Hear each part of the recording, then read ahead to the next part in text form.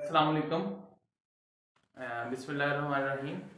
जी, आज हम स्टार्ट करने जा रहे हैं अपना अगला टॉपिक। जहाँ से हमने कल छोड़ा था उससे अगला टॉपिक है। कल हम पढ़ रहे थे रियासतों का इल्हाक, प्रिंसली स्टेट जो थी जितनी भी, उनका एक्सेशन हुआ था इंडिया और पाकिस्तान के साथ। तो कल हमने जूनागढ़ और हैदराबाद दक्कन पढ़ी थी। अब हम पढ़े जा रहे हैं रियासत जम्मू कश्मीर। ये एक सबसे बड़ी रियासत थी यूनाइटेड इंडिया की, यानी कि हिंदुस्तान की सबसे बड़ी ये रियासत थी, जिसका रकबा 84,471 मुरबा मील था। इसको बयान करने से पहले थोड़ी सी मैं इसकी बैकग्राउंड में जाना चाहता हूँ, ताकि आपके लिए जो हिस्ट्री और पाक स्टडी के हैं इनको थोड़ा सा फ़ायदा हो जाए, एक चीज़ समझ में आ जाए कि जम्मू कश्मीर की जो रियासत थी ये किस मुआहदे के तहत गुलाब सिंह डोगरा ने खरीदी थी? कोई बता सकता है आप में से? चलें जी, मैं आपको बताता हूँ, क्लियर करता हूँ कि ये रियासत जम्मू कश्मीर इससे पहले पंजाब का हिस्सा थी, और जब अंग्रेज़ों और सिखों की लड़ाई हुई रंजीत सिंह के मरने के बाद, तो अंग्रेज़ों ने इस पर कब्ज़ा कर लिया। और चूंकि ये सवाल पीपीएससी में आ चुके हैं, इसलिए ये रेलेवेंट है, मैं आपसे ये शेयर करना चाहता हूँ कि गुलाब सिंह को ये रियासत ईस्ट इंडिया कंपनी यानी कि ब्रिटिश ने बेच दी 75 लाख में। और उस मायदे का नाम क्या था जिसमें ये बेची गई? Treaty of Amritsar.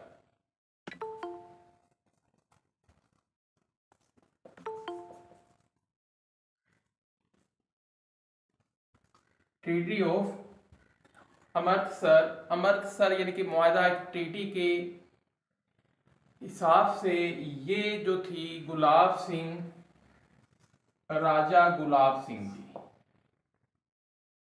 राजा गुलाब सिंह को 75 लाख रुपए के इवज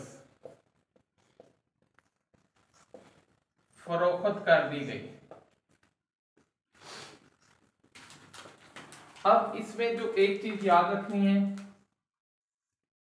पेपर में आ भी चुका है, हिस्ट्री पाक स्टडी दोनों में ये क्वेश्चन आ चुका है कि ट्रीटी ऑफ अमृतसर ये कब हुआ था? 1846 में। एक चीज याद रखना है, मुआहदा अमृतसर यानी कि ट्रीटी अमृतसर जो हुआ था 1846 में। डेट याद रखें जी। 1846 में राजा गुलाब सिंह के हाथ 75 लाख रुपए की इवज जम्मू कश्मीर की रियासत बेच दी गई। अगर वहाँ जाए ना तो हो गए ऐसे बस जो है ना एडमिट आ आएगा जी, यहाँ तक क्लियर हो गया। अब इसका रकबा हम देखते हैं कितना है जी। तीसरे नंबर पे रकबा इसका था 84,471 मुरबा मील, और आबादी इसकी कितनी थी उस वक़्त? 1941 की मरदमशुमारी के मुताबिक, 1941 मरदमशुमारी के मुताबिक इसकी आबादी थी 40 लाख। 40 लाख इसकी आबादी थी, और जिसमें मुसलमानों की जो परसेंटेज थी वो कितनी थी? मुस्लिम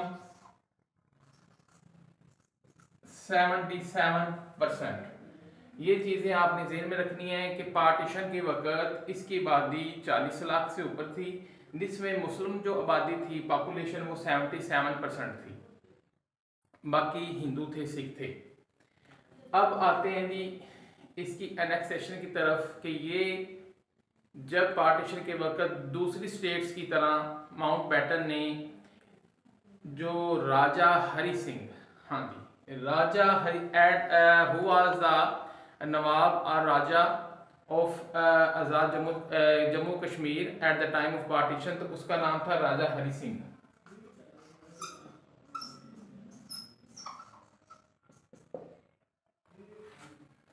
ये इसका मालिक था रियासत जम्मू कश्मीर का, और उसका वजीर आजम वजीर आजम का क्या नाम था? मेहर चंद महाजन।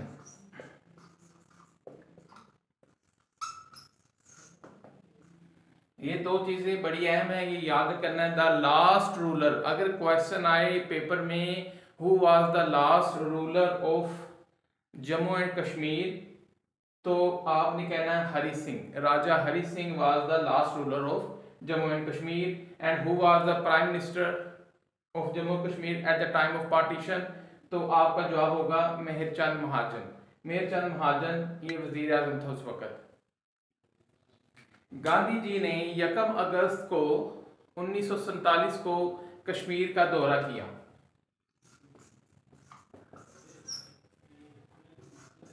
गांधी का दौरा कब हुआ? 1 अगस्त, 1 अगस्त 1947 को इसने कश्मीर का दौरा किया और वहां के राजा जो थे हरि सिंह, उनसे कहा कि आप इंडिया के साथ इलाहाक का फैसला करें और माहे पे दस्तखत कर दें। लेकिन जो हरि सिंह था इसने कहा था मुझे थोड़ा सा टाइम दें, मैं अभी सोच के करता हूँ। तो चूंकि उस वक़्त जो मुस्लिम आबादी थी उनको राजा की असलियत का पता था कि ये जो मामला है ये इंडिया की तरफ जाएगा, तो मुजाहिदीन ने सरदार अब्दुल कयूम खान, उन्होंने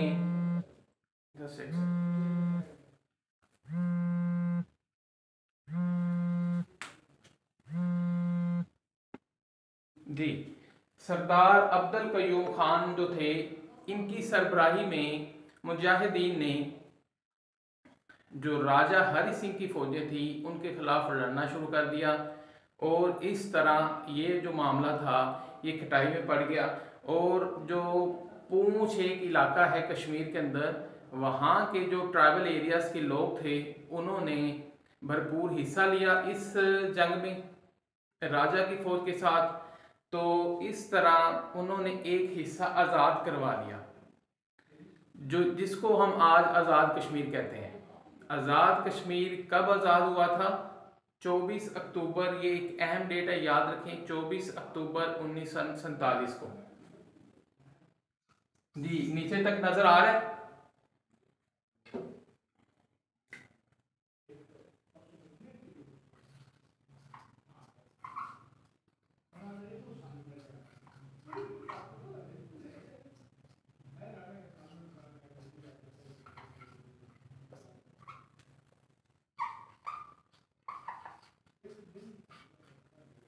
24 अक्टूबर 1947 को जितने भी मुजाहिदीन थे इन्होंने एक हिस्सा आज़ाद करवा लिया कश्मीर का, जिसको आज़ाद कश्मीर कहते हैं। और उसमें सबसे ज़्यादा जो पार्टिसिपेट किया था लोगों ने, वो थे पूंछ, ज़िला पूंछ के लोगों ने। और इसके साथ ट्राइबल एरियाज़ के जो फाटा के पठान थे, इन्होंने भी मुजाहिदीन की मदद की और एक इंडिया को भारी नुकसान पहुंचाया। इससे क्या हुआ कि इंडिया भी इस जंग में शामिल हो गया और अपनी फौजें उसने कश्मीर में दाखिल कर दी, तो जिससे एक बाज़ाब्ता जंग लड़ाई शुरू हो गई। पाकिस्तानी जो गवर्नर जनरल थे कायदे आज़म रहमतुल्लाह अलैह, उन्होंने कमांडर इन चीफ जो थे हमारे पाकिस्तान के जनरल ग्रेसी, याद रखें जनरल ग्रेसी उस वक्त जो थे ये पाकिस्तान के कमांडर इन चीफ थे आर्मी के, तो उनसे कहा कि आप भी फौज को कश्मीर में उतार दें। तो जनरल ग्रेसी ने इनकार कर दिया, जिससे पाकिस्तान के जो कुछ अहम इलाके यानी कि आज़ाद कश्मीर के रियासत जम्मू कश्मीर के, इन पर इंडिया ने कब्जा कर लिया। और इसके बाद यूएनओ में ये जो मामला था ये चला गया और इंडिया ही ये मामला यूएनओ में लेकर गया।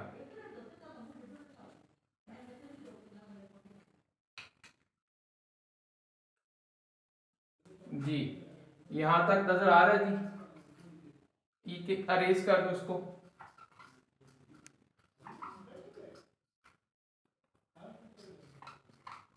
यकम जनवरी 1948 को ये मामला यूएनओ में चला गया और यूएनओ उस वक्त के जो सरबराह थे उन्होंने दोनों मुल्कों को, पाकिस्तान और इंडिया को जंग बंदी की पेशकश की और कहा कि इस्तिस्वाबी राय कर लेते हैं, राय शुमारी करवा लेते हैं, जो जम्मू कश्मीर के लोग जिधर जाना चाहें हम रेफरेंडम करवा लेते हैं। लेकिन जो इंडिया था इसने टाल मटोल से काम लिया और उसके बाद ये जंग जारी रही। और ये जंग कब सीज फायर हुई? अप्रैल में एक सलामती कौंसिल ने करारदाद भी पेश की थी, अप्रैल 1948 में, ये भी याद रखें।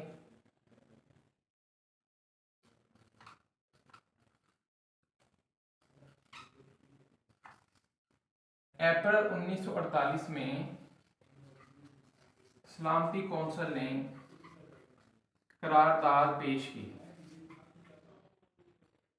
जंग बंदी की कि जंग रुकवा दें।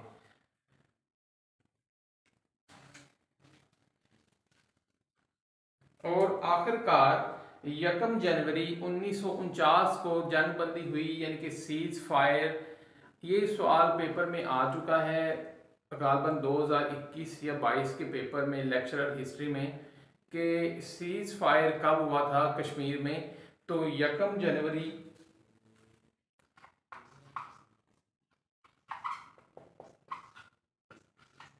1949 याद रखना है जी, फायर बंदी हुई थी, फायर बंदी, सीज फायर। 1 जनवरी 1949 को सीज फायर हुआ। इसके अलावा जो चीज़ याद रखनी है कि आज़ाद कश्मीर के पहले जो थे सदर, उनका नाम क्या था? ये अहम सवाल है। सरदार इब्राहिम, याद रखें, सरदार इब्राहिम।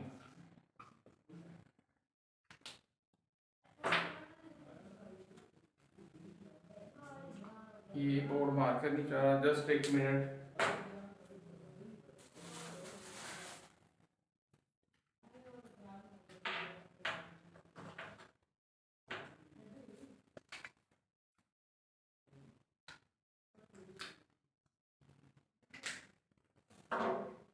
जी, यहाँ तक क्लियर हो गया जी, रियासत जम्मू कश्मीर का इल्हाक। और ये भी याद रखें, एक चीज़ इधर, एक चीज़ ऐड कर लें कि रियासत जम्मू कश्मीर का इल्हाक जो थे राजा हरि सिंह, उसने कब किया था? ये डेट बड़ी अहम है, पेपर में आ भी चुकी है। और हम इधर लिख लेता हूँ,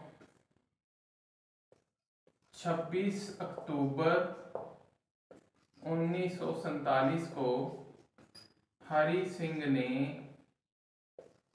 मुआहदे पर दस्तखत कर दिए इलाहाक के इंडिया के साथ। ये क्वेश्चन भी आ चुका है, इसको भी आपने ज़हन में रखना है। बाज़ बुक्स में 27 अक्टूबर लिखा हुआ है कि हरि सिंह ने इंडिया के साथ कब मुआहदा किया, तो वहाँ लिखा हुआ है 27 अक्टूबर, तो 27, जबकि एग्जैक्ट डेट है 26 अक्टूबर। इसमें आपने ज़हन में रखना है। बाज़ बुक्स में 27 लिखा हुआ है, लेकिन एग्जैक्ट अगर आप चेक करें तो 26 अक्टूबर 1947 को हरि सिंह ने इंडिया के साथ मुआहदा कर लिया था।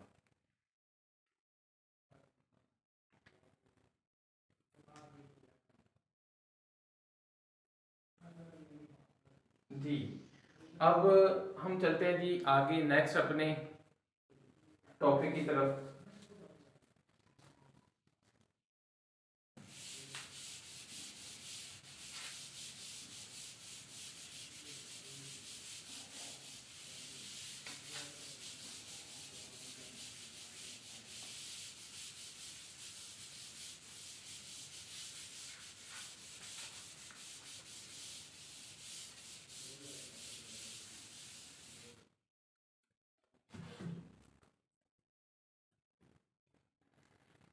अब आप डेट वाइज में आपको जितनी भी रियासतें हैं जो प्रिंसली स्टेट थी, इन्होंने इल्हाक किया इंडिया और पाकिस्तान के साथ।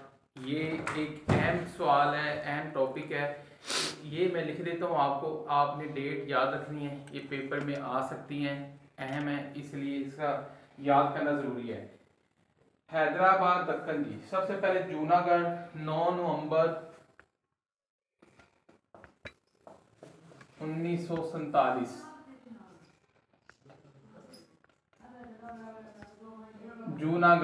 जूनागढ़ जो रियासत थी, इसने 9 नवंबर 1947 को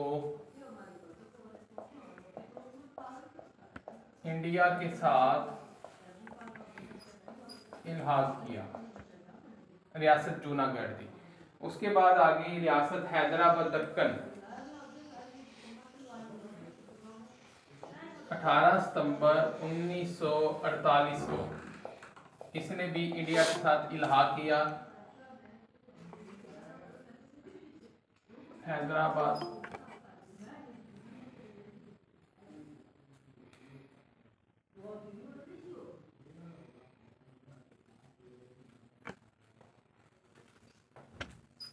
अब रियासत बहावलपुर 7 अक्टूबर 1947 को पाकिस्तान के साथ इल्हाक किया।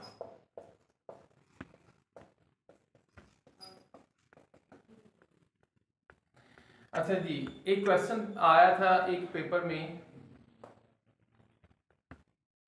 कि बहावलपुर रियासत के लास्ट हुक्मरान या नवाब कौन थे? Who was the last ruler और नवाब ऑफ बहावलपुर स्टेट? तो उनका नाम क्या था? जनरल मोहम्मद सादक अब्बासी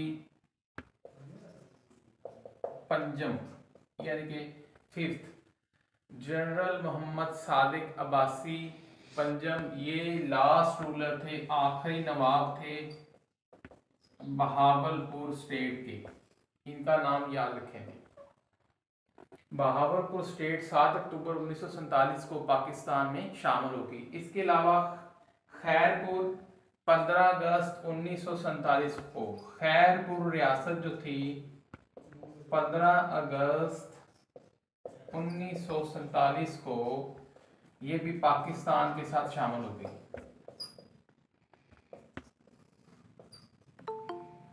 इसके बाद आ जाते हैं जी कल्लात।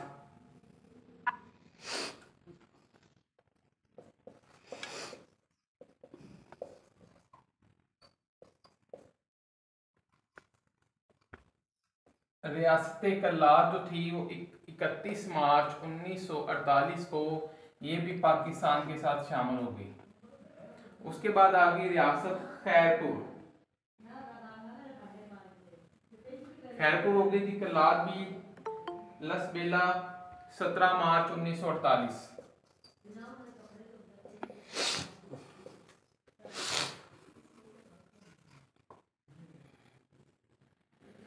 ये वो रियासतें थी जो जिन्होंने पाकिस्तान और इंडिया के साथ इल्हाक किया। अब ये चूंकि ये चारों रियासतें पाकिस्तान में हैं, इसलिए इनका जो आपको बताना ज़रूरी था। तो इनके लास्ट हुक्मरानों के बारे में भी अगर आप जानना चाहें तो वो बता दूंगा कि एक लाद का अली मुराद खान थे। इसके अलावा खैरपुर के अहमद यार खान,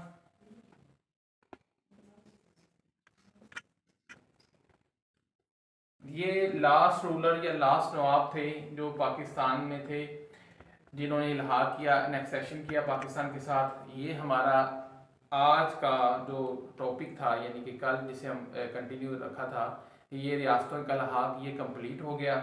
तो अब हम अपने नेक्स्ट जो है वो टॉपिक की तरफ बढ़ते हैं। उम्मीद है आपको समझ आ गई होगी। इनमें इससे बहुत सारे अहम क्वेश्चन बनते हैं और ये चीज़ याद रखें, वो कभी भी पेपर आसान जो नहीं क्वेश्चन नहीं देता, वो हमेशा वो क्वेश्चन देता है जो अक्सर लोगों ने पढ़े नहीं होते या जिनको वो गैर अहम करके छोड़ देते हैं। इसलिए ये आपने अच्छी तरह याद रखना है। ख़ास तौर पे ये जो तीनों हैं, जूनागढ़, हैदराबाद, दक्कन, बहावलपुर और कश्मीर, इनकी डेट्स आ सकती हैं कि इन्होंने कब एनेक्सेशन किया था, कब ज्वाइन किया था इंडिया या पाकिस्तान को। तो इनकी डेट आपने ज़रूर याद रखनी है। तो नेक्स्ट हम चलते हैं जी। एक सवाल और मैं आपको करवा दूं कि पाकिस्तान बनने से पहले कायदे आज़म ने एक फंड कायम किया था। पाकिस्तान की जो प्रॉब्लम थी, जो दरपेश मसाइल थे, उनको मद्देनज़र रखते हुए आने वाले वक्त से पहले उन्होंने पाकिस्तान के लिए जब पाकिस्तान का ऐलान हो गया कि इंडिया और पाकिस्तान बनने का, तो तब उन्होंने 16 जून 1947 को, ये सवाल बड़ा अहम है, ज़हन में रखना है, पाकिस्तान फंड,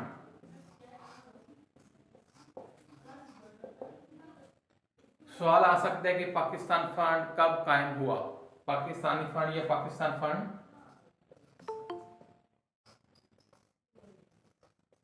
16 जून 1947 को, और किसके हुक्म से? कायदे आजम के हुक्म से। कायदे आजम रहमतुल्लाह अलैह ने ये अनाउंस किया था कि पाकिस्तान फंड, और उन्होंने ये अपील की थी जो बड़े बड़े उस वक्त नवाब थे, लैंडलॉर्ड थे, कि पाकिस्तान फंड में रुपया जमा कराएं ताकि आने वाली जो नौज़ायदा ममलकत है पाकिस्तान, उसके जो ऐसे तरीके से काम चलाया जा सके। तो पाकिस्तान फंड कब काम हुआ, ये एक अहम क्वेश्चन है, ये आपने ज़हन में रखना है। 1947 16 जून जी, यहां तक हमारा हो गया। अब इससे पहले जो स्टेट्स थी जैसे कि पंजाब, क्योंकि वो प्री पार्टीशन से पहले के वाक़यात थे, लेकिन उसको भी हम रिवाइज कर लेते हैं, बड़े अहम है, सवाल अक्सर आ जाता है पेपर में, 2 दफ़ा आ चुका है, 2020 और 2022 के पेपर में, लेक्चरर हिस्ट्री में, और लेक्चरर जो पाक स्टडी हुआ था 2022 में, उसमें भी ये क्वेश्चन आया था। तो ये हम अब रेस करके अगला हम अपना टॉपिक करते हैं।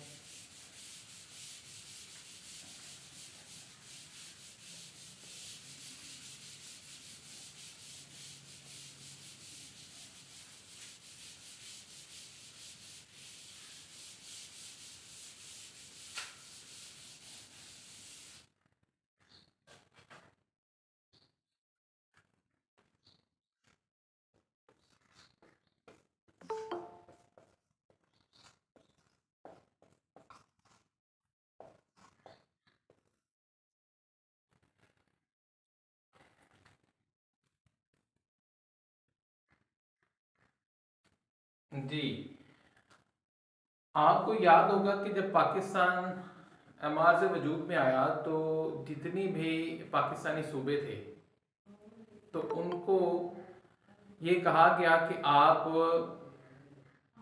किस तरह शामिल होना चाहते हैं पाकिस्तान में, तो उसका तरीकाकार क्या था।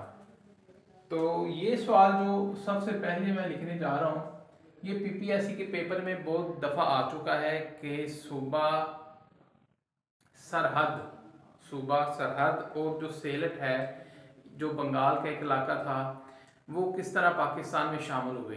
ये पीपीएससी के पेपर में काफ़ी दफ़ा आ चुका है लेक्चर में, तो ज़हन में याद रखेंगे सूबा सरहद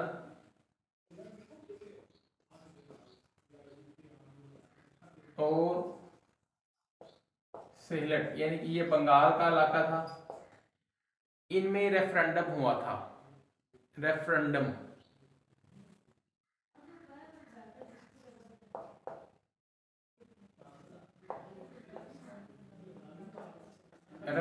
के जरिए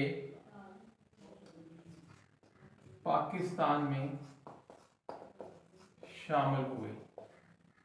सूबा सरहद और सेलट जो बंगाल का एक इलाका था, वो किस तरह शामिल हुए? रेफरेंडम के जरिए लोगों ने वोट डाला था इंडिया और पाकिस्तान में शामिल होने के लिए, तो वो पाकिस्तान में शामिल ये दोनों हुए थे रेफरेंडम के जरिए। दूसरे नंबर पे आ जाता है जी पंजाब।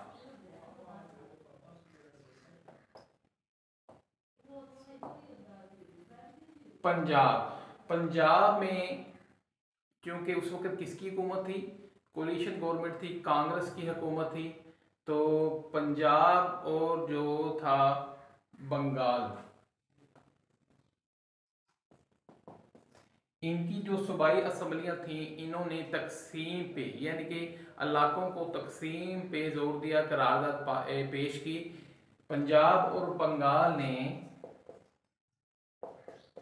तकसीम की करारदाद मंजूर की, यानी कि इन इलाकों को पंजाब और बंगाल को तकसीम कर दिया जाए। ये असम्बली से पास की गई थी करारदाद, जिसकी वजह से रेड क्लिफ अवार्ड जो कल हमने टॉपिक पढ़ा था वो इसी पे बेस करती है कि पंजाब और बंगाल वालों ने करारदाद के जरिए तकसीम की, डिवीजन कर दें जी बंगाल को भी और पंजाब को भी। तीसरे नंबर पे आ गया जी सिंध। सिंध की भी सूबाई असम्बली ने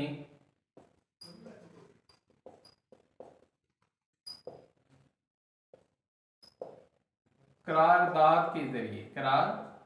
के जरिए पाकिस्तान में शमूलियत की। अब सिंध एक ऐसा सूबा था जहां मुस्लिम लीग की हुकूमत थी। याद रखें कि सिंध और बंगाल यहाँ मुस्लिम लीग की हुकूमत थी और बाकी किसी सूबे में भी मुस्लिम लीग की हुकूमत नहीं थी।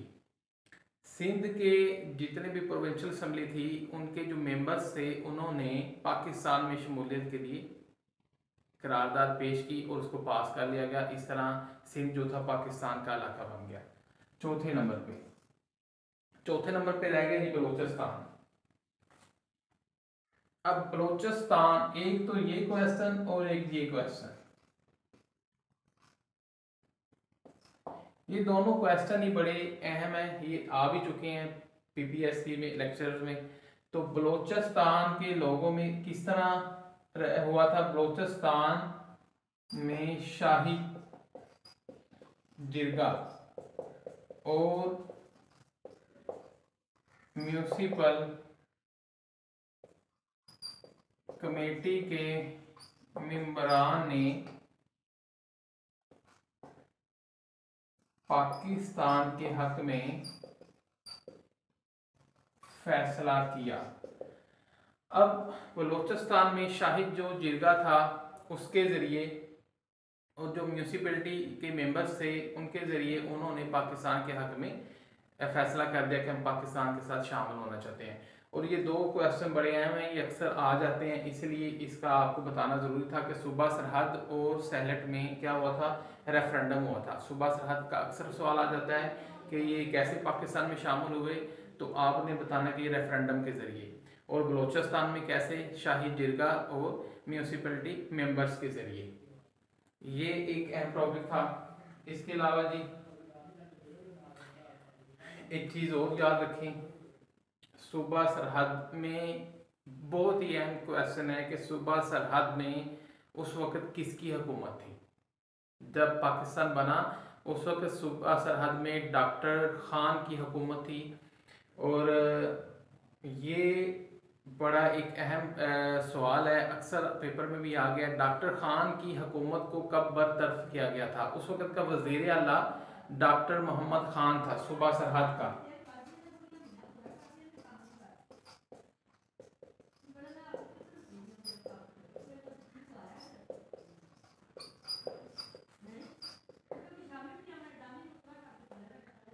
डॉक्टर मोहम्मद ख़ान जी, खान अब्दुल गफ़ार ख़ान जो था, बादशाह ख़ान जिसे कहते थे, ये उसका भाई था और ये उस वक्त वज़ीर आला था। इसने पाकिस्तान को मानने से इनकार कर दिया था और पाकिस्तानी झंडे को सलामी पेश नहीं की थी, जिसकी वजह से जो गवर्नर जनरल कायदे आज़म मोहम्मद अली जिन्ना ने 22 अगस्त 1947 को इसकी हुकूमत को बरतरफ कर दिया।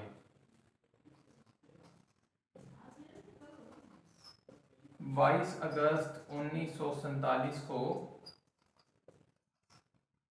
सूबाई गवर्नमेंट प्रोविंशियल जो असम्बली थी इसको डिसॉल्व कर दिया, इसको बरतरफ कर दिया।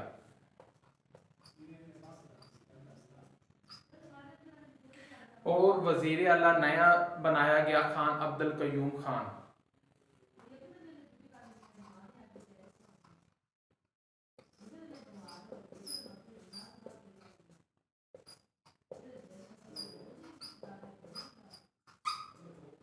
अब इससे एक सवाल निकलता है कि who was the first chief minister of सूबा सरहद या NWFP, क्योंकि उस वक्त NWFP था।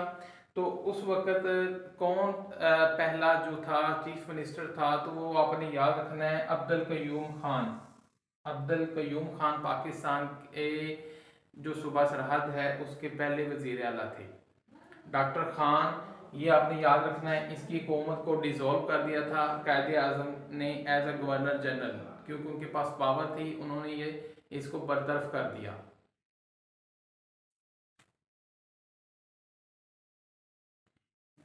जी यहाँ तक क्लियर हो गया जी, उम्मीद है आपको समझ आ गई होगी। नेक्स्ट करते हैं जी।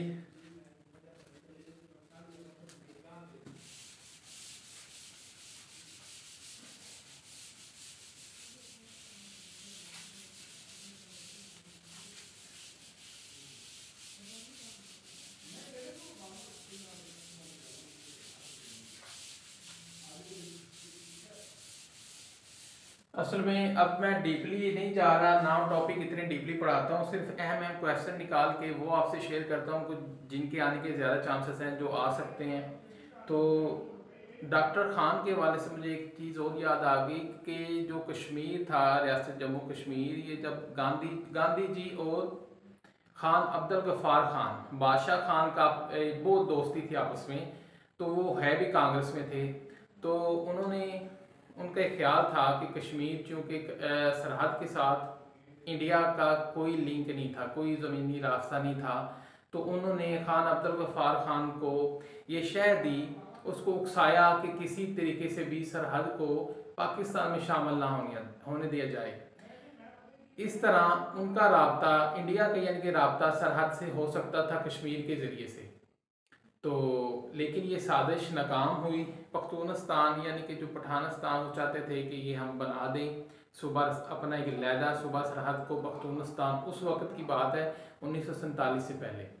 और एक चीज़ और याद रखें कि पाकिस्तान, ये भी बड़ा अहम सवाल है, कई दफ़ा आ भी चुका है, आप सब जानते भी हैं कि पाकिस्तान की यूएनओ में किसने मुखालफत की थी, वो अफ़गानिस्तान। अब अफ़गानिस्तान इंडिया उस वक़्त यानी कि गांधी जी और ये अब्दुल गफ्फार, ये तीनों का अकट जोड़ था। ये किसी तरीके से भी पाकिस्तान को ज़ेर करना चाहते थे, पाकिस्तान को तोड़ने की कोशिश में थे। तो ये सेम कड़ी थी डॉक्टर खान की, जो कि उस वक्त वज़ीर आला थे, और ये कांग्रेस की तरफ से थे। याद रखें, सुबह सरहद में कांग्रेस की वजारत थी 1947 में जब पाकिस्तान बना। 14 अगस्त को पाकिस्तान बना और 22 अगस्त को उनकी वजारत को तोड़ दिया गया।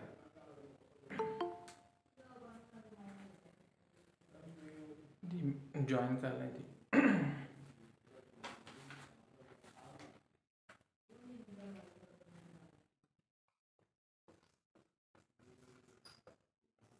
अब जी वज़ीर आला, वज़ीर आला पाकिस्तान के जो अहम अहम सूबे थे, उनके जो पहले वज़ीर आला थे, ये भी आपको पता होना चाहिए। पंजाब के जो वज़ीर आला थे पहले, उनका नाम क्या था? नवाब इफ्तिखार हुसैन ममदोट। ये नवाब इफ्तिखार हुसैन ममदोट पंजाब के वज़ीर आला थे जी। पहले first chief minister of Punjab was Nawab Iftikhar Hussain Mamdot. अब सिंध के जो थे वो मोहम्मद अयूब खोड़ो। मोहम्मद अयूब खोड़ो जो थे वो पहले, मैं यहाँ पहले भी लिख देता हूँ, पहले वज़ीर आला थे सिंध के। इसके बाद आ गया जी सरहद का, मैंने आपको बता दिया है, खान अब्दुल कयूम खान।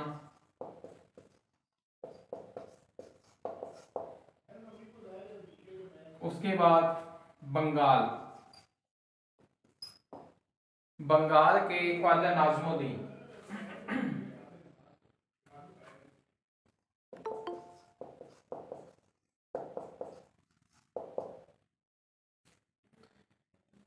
एक मिनट ज्वाइन कर लीजिए इसको दी। बंगाल के ख्वाजा नाज़मुद्दीन थे पहले, सरहद के खान अब्दुल कयूम खान, सिंध के मोहम्मद अयूब खोड़ो, पंजाब के नवाब इफ्तिखार हुसैन ममदोट, बलोचिस्तान को कोई बता सकता है कि कौन थे वज़ीर आला? एनीबॉडी? सर अगर हम देखें बलूचिस्तान का, तो वहाँ पर तो उस वक्त कमिश्नर प्रोविंस था, तो वहाँ पर कमिश्नर था, वज़ीर आला वाला सेटअप नहीं था। तो जो जी बिल्कुल राइट जी। बहुत अच्छे, बिल्कुल राइट है। बलोचिस्तान उस वक्त मैंने कल के लेक्चर में आपको बताया था कि ये किसके अंडर था, किसके मुतहत था? गवर्नर जनरल की मशावरती कमेटी के मतहत था जी। बलोचिस्तान को डायरेक्ट डील करते थे गवर्नर जनरल यानी कि कायदे आजम रहमतुल्लाह अलैह। ये बलोचिस्तान चूंकि उस वक्त ये पसमानदा सूबा था, उस वक्त सूबे का स्टेटस भी नहीं था, तो इसलिए गवर्नर जनरल के अंडर था, इसका कोई भी वज़ीर आला नहीं था। ये यहाँ तक हो गया क्लियर जी। अब आपने मेरा ख्याल है सारे जो अहम अहम चीज़ें मैंने वो आपको बता दी हैं। अब हम नेक्स्ट चलते हैं।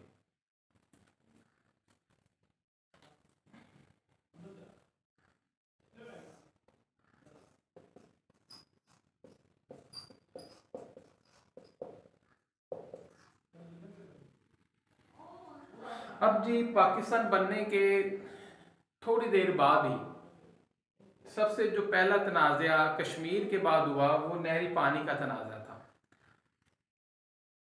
1 अप्रैल 1948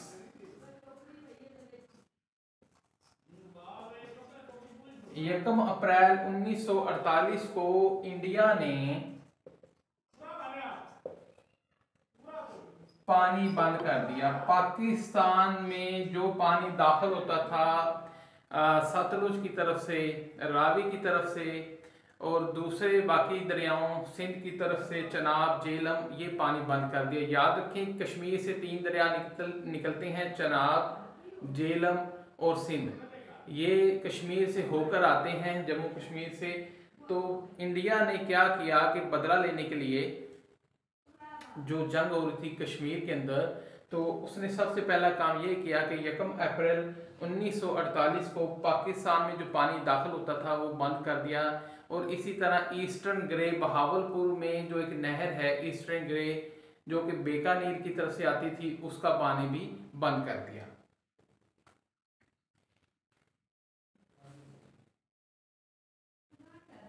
अच्छा जी, यहाँ एक चीज और याद रखें कि दो जो हेड वर्कर्स थे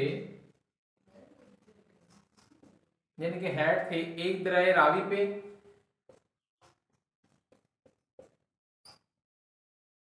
उसका नाम था माधुपुर। माधुपुर जो हेड था इसको ये भी इंडिया को दे दिया गया था, याद रखें, ये दरिया रावी के ऊपर था। और दूसरा फिरोजपुर के इलाके में दरिया सतलुज पे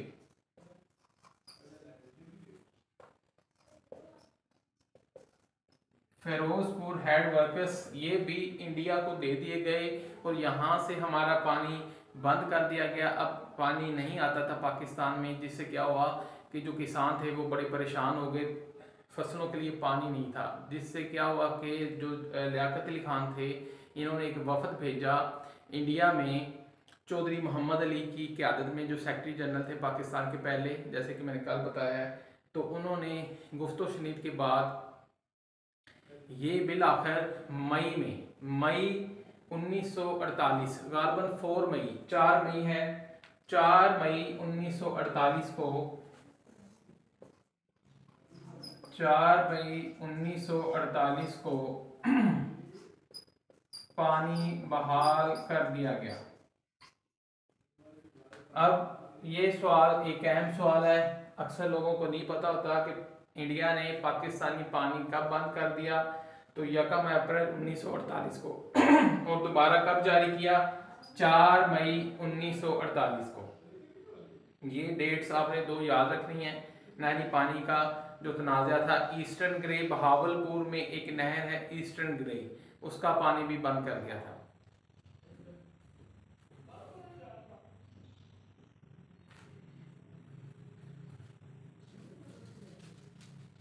जी ये टॉपिक कंप्लीट हो गया। अब हम चलते हैं अपनी नेक्स्ट टॉपिक की तरफ। सर इस पे कुछ सवाल ज़हन में आ रहा था जी, इस पर एक सवाल ज़हन में आ रहा था। जी जी जो आपने सर कहा है कि मई में जो दोबारा पानी बहाल किया गया, तो इसमें सवाल ये है कि वो जो पानी बहाल किया गया उसके लिए कंडीशन रखी गई कुछ पैसों की शक्ल में या कुछ इस तरह से, या वैसे फ्री में बहाल कर दिया गया? नहीं जी, ये वैसे ही बहाल कर दिया गया था। और हाँ, ये एक अच्छा क्वेश्चन आपने रेज किया है। सिंध ताश मुआहदा आपने, ये इसी सिलसिले की एक कड़ी थी। जो पैसों वाली बात है ये भी थी कि जो पाकिस्तान बकाया अपने पैसे मांगता था, वो कहते थे उससे विदड्रा हो जाए। जैसे कि मैंने कल बताया था 20 करोड़ दिए थे, 75 करोड़ देने थे। तो ये भी इस सिलसिले की एक कड़ी थी। बाज़ बुक्स में लिखा हुआ है कि उन्होंने कहा था कि जो अपने पैसों से जो आप विदड्रा हो जाएं तो हम आपका पानी बहाल कर देते हैं। लेकिन फिर बिल आखिर जो थी गुफ्तो शनीद के ज़रिए, और फिर जो सिंध ताश का मुआहदा हुआ था ये इसी सिलसिले की कड़ी थी 1960 में, जो वर्ल्ड बैंक के ज़ेर एहतमाम हुआ था। तो आपकी बात ठीक है। अब हम जी नेक्स्ट चलते हैं, कैद आज़म। ठीक है सर, शुक्रिया। ठीक हो गए। कैद आज़म दौर के वाक़यात। आज मैं चाहता हूँ कि हमारा जो टॉपिक है गवर्नर जनरल तक ये एंड हो जाए। कल जो है नेक्स्ट इंशाल्लाह हम प्राइम मिनिस्टर पहले जो लियाकत अली खान उनको पढ़ेंगे, और ये आपको रिकॉर्डेड लेक्चर वीडियो मिल जाएंगी ग्रुप में। 3 दिन हमारी डेली क्लास हुआ करेगी, सोमवार मंगल बुध इंशाल्लाह, और अगले जो 2 दिन है वो आपको रिकॉर्डेड लेक्चर मिलेंगे। तो सैटरडे वाले दिन इंशाल्लाह आपका फुल वीक में जो भी आपने पढ़ा होगा उसका टेस्ट होगा सैटरडे वाले दिन। क्लियर हो गया?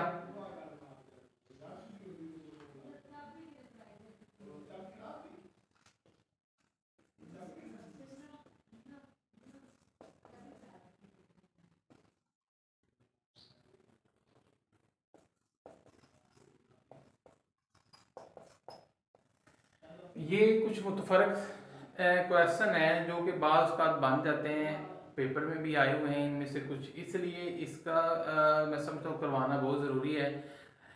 मेरी कोशिश है कि भी कोई भी सवाल मिस ना हो। अगर पाकिस्तान 1947 के बाद जो भी क्वेश्चन आए वो अल्लाह करे जो मैं पढ़ा रहा हूँ उनमें से आए। कुछ मेरा एक्सपीरियंस भी है, काफ़ी दफ़े पेपर भी दे चुका हूँ, उसके अलावा मैं टच रहता हूँ जो पास पेपर होते हैं, तो उसमें से ये क्वेश्चन आ चुके हैं। इनमें से कुछ जो अभी हम करने जा रहे हैं, कैद आज़म के दौर के अहम वाक़यात जो बतौर गवर्नर जनरल उन्होंने खिदमात अंजाम दी।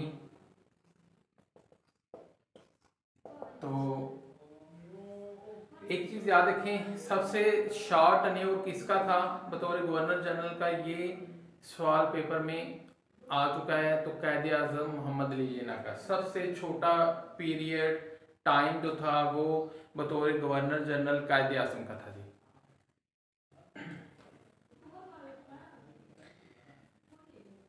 एक चीज़ सबसे पहले, वाक़यात से पहले मैं एक चीज़ आपसे शेयर करना चाहता हूँ कि कायदे आज़म का खिताब किसने दिया था, यानी कि मोहम्मद अली जिन्ना को कायदे आज़म का खिताब किसने दिया था? कोई बता सकता है?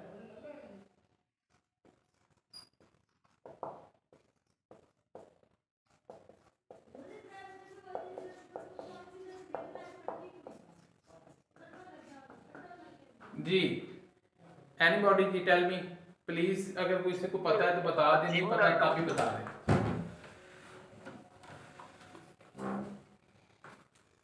सर जीनी नाइडोर जी सर, ये असम्बली ने कुछ करारदाद पेश की थी पाकिस्तान बनने के बाद, गालिबन 11 अगस्त तस्वीर पहले है। तो उस करारदाद में कहा गया था कि आज के बाद कायदे आज़म मोहम्मद अली जिन्ना के लिए कायदे आज़म का लफ्ज़ इस्तेमाल होगा, लेकिन वो जो पर्सनैलिटी हैं जिन्होंने पहले उनका नाम लिया वो सर जहन से स्किप कर रहा है। जी, सबसे बिल्कुल आपकी ये बात भी ठीक है, लेकिन तो नहीं सर जी रीजनी नाइडोर जी नहीं, 19 ये उससे पहले भी मौलाना मजरुद्दीन, इसका राइट आंसर है जी मौलाना मजरुद्दीन ने 1938 में पटना में, शहर का नाम है जी पटना, मौलाना मजरुद्दीन 1938 में पटना के मुकाम पर जो रेलवे स्टेशन था सबसे पहले उन्होंने मोहम्मद अली जिन्ना को कायदे आज़म का खिताब दिया था, और ये एडिटर थे अल अमान अखबार के।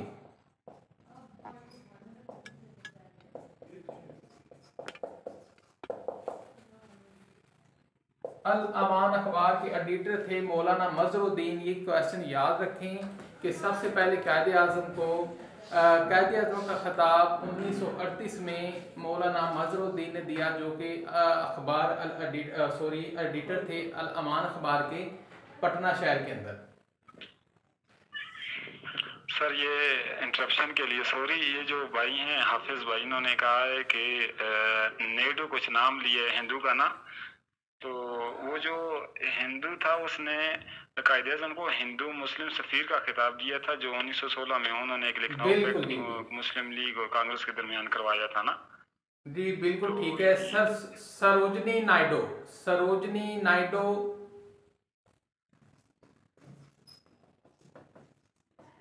ये नाम है। सरोजनी नायडू एक औरत थी। इसने कायदे आज़म को ambassador of Hindu Muslim unity, जो आप कह रहे हैं ambassador of Hindu Muslim unity,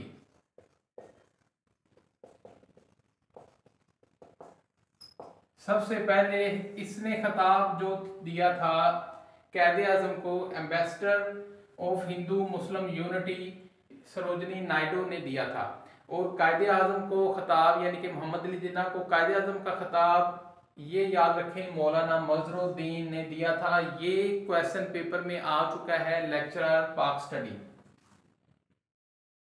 ये इसलिए मैं क्वेश्चन शेयर कर रहा हूं कि आप में से काफ़ी लोगों को नहीं पता, इसलिए अब आपके माइंड में है, ये आ गया है, अब इंशाल्लाह आप नहीं भूलेंगे। ये क्वेश्चन आ भी चुका है, आ भी सकता है, ये चीज़ें याद रखें। और ambassador of Hindu Muslim unity का खिताब सरोजनी नायडू ने दिया था कायदे आज़म को।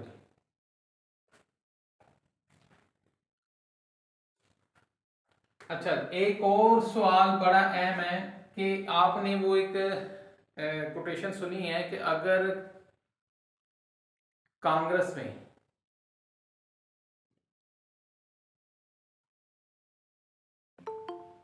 अगर मुस्लिम लीग में 100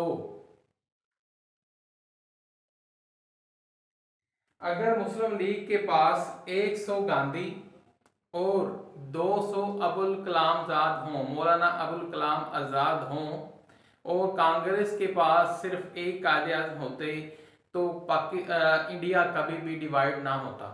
ये किसने कहा था? सर ये नेहरू की बेटी थी, उसने कहा था। उसका नाम क्या था? सर उसका नाम, जी ये बड़ा अहम सवाल है कि अगर ये वो सवाल हैं जो पेपर में आ चुके हैं, इसलिए मैं आपसे शेयर करना चाहता हूं कि अगर मुस्लिम लीग के पास 100 गांधी और 200 मौलाना अबुल कलाम आज़ाद हों और कांग्रेस के पास सिर्फ एक कायदे आज़म यानी कि मोहम्मद अली जिन्ना होते, तो इंडिया कभी भी डिवाइड ना होता।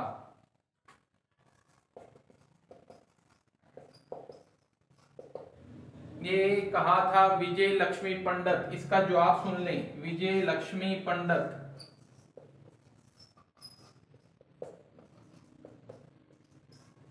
बड़ा अहम सवाल है ये, इसका आंसर है जी विजय लक्ष्मी पंडित। इसने कहा था कायदे आज़म के बारे में। Just a minute wait ji.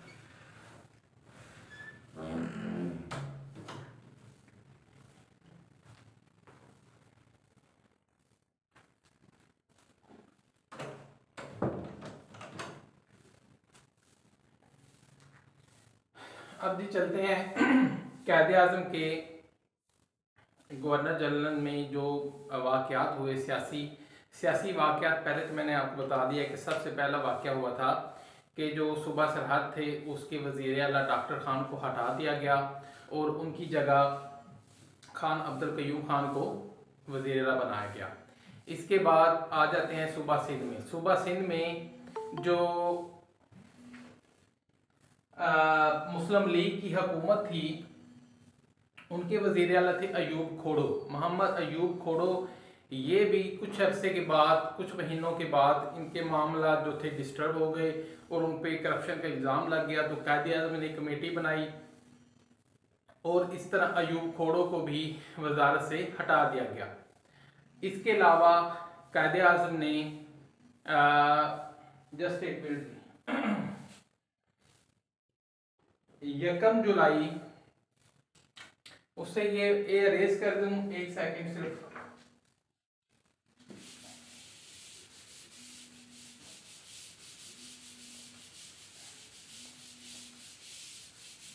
Sir ये जो लेक्चर्स आप दे रहे हैं ये भी हमें वीडियो में मिल सकते हैं या कोई और ही मिलेंगे सर? जी ये आपको वीडियो में मिलेंगे जी, ये अभी आपको अपलोड हो जाएंगे। शुक्रिया सर, शुक्रिया जी। सितंबर 1947 में पाकिस्तान ने यूएनओ में शमूलियत के लिए दरख्वास्त दी और पाकिस्तान कब मेंबर बना? 30 सितंबर, याद रखें 30 सितंबर 1947 को यूएनओ का मेंबर बना, बाकायदा मेंबर पाकिस्तान 30 सितंबर 1947 को। एक अहम क्वेश्चन है कि when Pakistan was member of UNO, became the member of UNO, तो 30 सितंबर 1947 को पाकिस्तान यूएनओ का मेंबर बना। ईरान में राजा गजनफर अली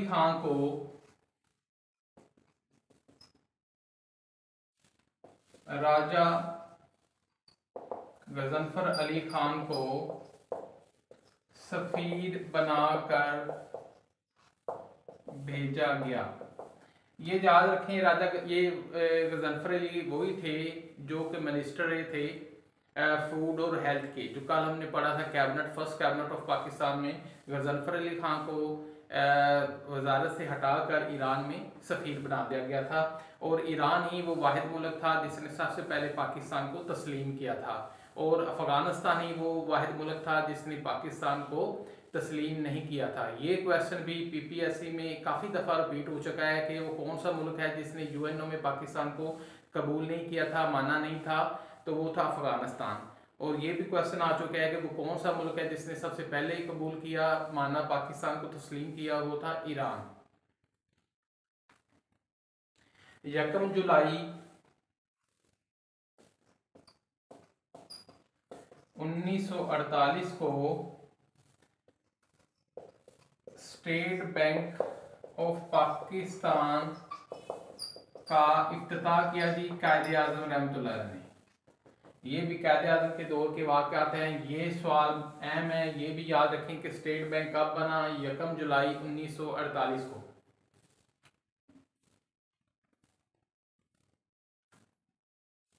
उसके बाद चौथे नंबर पे 4 मार्च 1948 को कायदे आज़म ने जो मशरकी पाकिस्तान था यानी कि बंगाल का दौरा किया। मशरकी पाकिस्तान का दौरा किया जहां उन्होंने ढाका में कहा था कि आपकी सिर्फ एक ही लैंग्वेज होगी और वो सिर्फ उर्दू होगी, क्योंकि बंगाली चाहते थे कि हमारी 2 लैंग्वेजेस हों, बंगाली और उर्दू।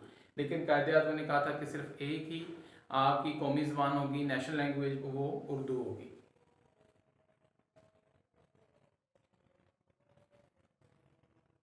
इसके बाद पहले जो थे सरबराह मुमलिकत, वो कौन से सरबराह थे जिन्होंने पाकिस्तान का दौरा किया? अमीर कुवैत, याद रखें, अमीर कुवैत वो पहले सरबराह थे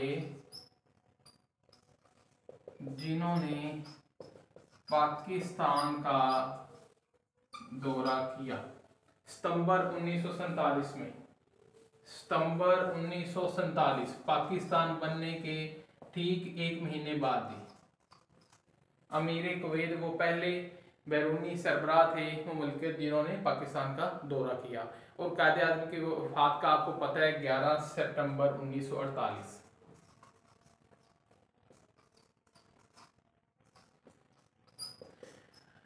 वाक़यात और भी बहुत सारे थे, लेकिन चूंकि हम डीपली नहीं पढ़ना चाहते, अगर हम डीपली पढ़ेंगे तो हम एक बुक भी ख़त्म नहीं कर सकते। जितना हमारा सिलेबस है, पाक स्टडी का बहुत ज़्यादा सिलेबस है, इसको कवर करने के लिए मैं बहुत शार्ट कर रहा हूँ, डीपली नहीं जाता। और जो अहम क्वेश्चन है सिर्फ वही आपको करवाता हूँ कि जिनके आने के बड़े चांसेस हैं पेपर में। तो आज का लेक्चर जी ख़त्म हुआ। कल इंशाल्लाह आपको रिकॉर्डेड लेक्चर भेज दिया जाएगा। तो सैटरडे को जितना भी हमने सिलेबस पढ़ा होगा उसका टेस्ट होगा, वो मैं आपको ग्रुप में शेयर कर दूंगा। तो काइंडली आपने खुद से करना है, देखना नहीं। ये आपकी प्रैक्टिस है, अभी आप जितना अच्छा करोगे, खुद से करोगे, उतना ही आपके लिए बेहतर होगा। वसलाम जी, अल्लाह हाफिज़। फिर किसी का अगर कोई सवाल है तो 1 मिनट में वो कर सकता है। सर ये अक्सर एक सवाल मेरी नज़र से गुजरा है कि सबसे पहले किस सरबराह ने पाकिस्तान का उसमें दौरा किया ना, तो उसमें शाह फरान का भी अक्सर नाम आ जाता है, तो ये थोड़ा सा कंफ्यूजिंग है जी। बाज़ बुक्स में ऐसे लिखा हुआ है शाह ईरान। देखिए शाह ईरान जो थे रज़ा शाह पहलवी, मैंने कल बताया था, उनका जो दौरा था वो 1949 में था। अमीर कुवैत, क्योंकि कुवैत एक छोटी रियासत है, छोटी स्टेट थी उस वक्त भी, तो इसलिए उसको इतनी अहमियत नहीं दी जाती। और बाकायदा तौर पे जो ईरान, चूँकि उस वक्त भी एक बड़ा मुल्क था, इसलिए उसके जो सरबराह थे उसको ही पहला यानी कि समझा जाता है। अगर ऑप्शन में ये आए अमीर कुवैत तो फिर आपने अमीर कुवैत ही लिखना है। अगर ये ना आए, ज़्यादातर जैसे आप कह रहे हैं रज़ा शाह पहलवी ये शाह ईरान थे, उन्होंने पहला दौरा किया, उसको अक्सर बुक्स में और जो MCQs वाली बुक्स हैं इसमें भी उसको ही समझा जाता है। लेकिन बाज़ बुक्स में ये लिखा हुआ है अमीर कुवैत। ठीक हो गया। अगर ये ऑप्शन ना हो, रज़ा शाह पहलवी हो यानी कि ईरान का हो, तो फिर आपने ईरान ही लगाना है।